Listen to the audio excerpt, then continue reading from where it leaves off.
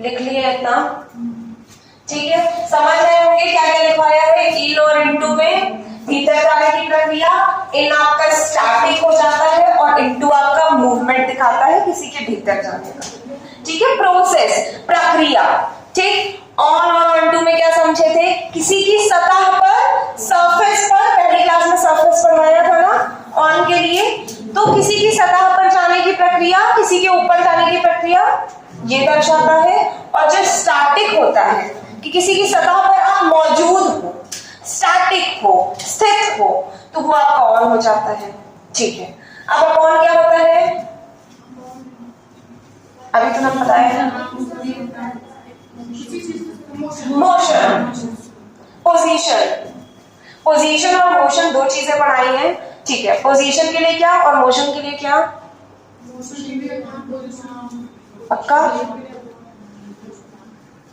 अभी तुरंत बोले हैं, ठीक है। मोशन अपॉन और पोजीशन इनटू, पक्का। और इनसाइड मूवमेंट दिखाता है, ये भी इनके तरह ही भीतर जाने की प्रक्रिया दिखाता है, ठीक है। भीतर जाना, अंदर जाना किसी के, पर मूवमेंट हो रहा हो, ठीक है। तो हमारा इनसाइड का प्रयोग हो जाएगा। अब लिख लीजिएगा inside slash upon. The bill of the hotel is on me, इसका अर्थ क्या होगा,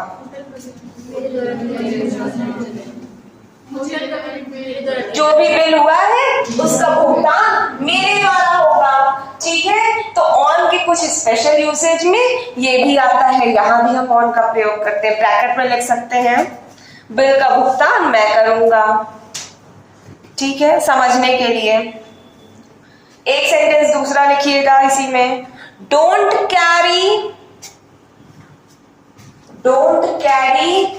ए ह्यूज कैश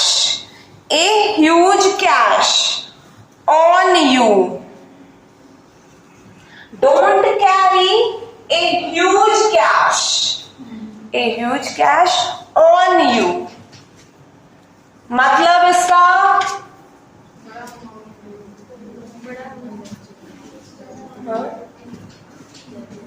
बड़ा अमाउंट, ह्यूज कैश तो समझ गए, और ह्यूज कैश ऑन यू, अच्छा उधार। और कोई, ध्यान से पढ़िएगा सेंटेंसेस, फिर बताइए मीनिंग क्या होना चाहिए। एक बहुत बड़ा तुम्हारे पास बहुत बड़ा अमाउंट है, don't carry a huge cash on you, sentence पढ़िए, उसका मतलब नहीं समझ में आ रहा है,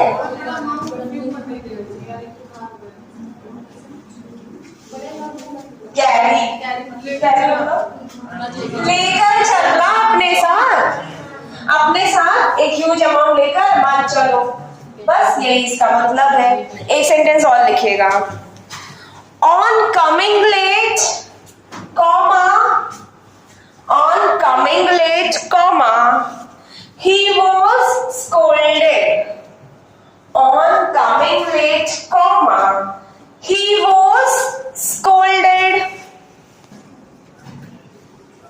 पहले लिख लीजिए 6 सेंटेंसेस, जितने भी सारे वर्ड्स पढ़ाए हैं उन्हीं को लिख के कंप्लीट करना रहेगा।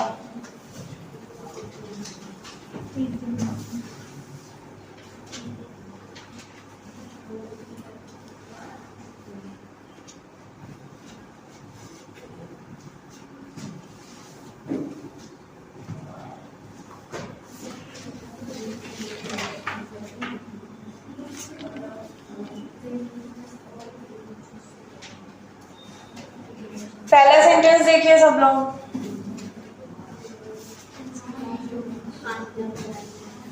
पहले sentence, the lion jumped dash the dear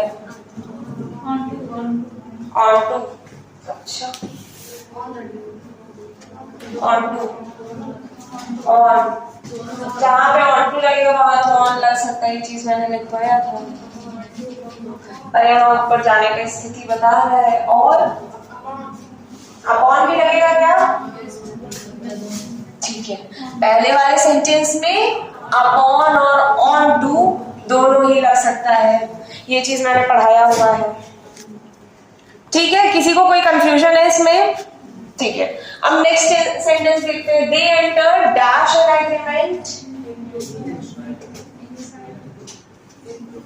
inside into in और कितने वर्ड्स बचे हैं? कौन कॉन्फिडेंट है अपने आंसर पे? हैंड रेज करके बताइएगा। हाँ बताइए क्या होगा? क्यों?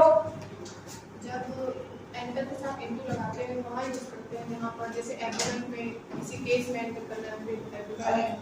कुछ नहीं लगेगा। अच्छा कुछ नहीं लगेगा, वही है सोच रही थी ऐसा कौन ही मान रहा है। और क्या कह रहा है? कुछ नहीं लगेगा। कोई बात नहीं, अपने ओपिनियंस रखिए। और कोई है ऐसा? सब लोग कह रहे लगेगा। जब एंटर के साथ कुछ नहीं कब लगता है? कहीं अंदर जाने की बात हो रही हो, जैसे कि इस सेंटेंस में हॉल में एंटर कर रहे थे जब कहीं अंदर जाने की बात हो रही है।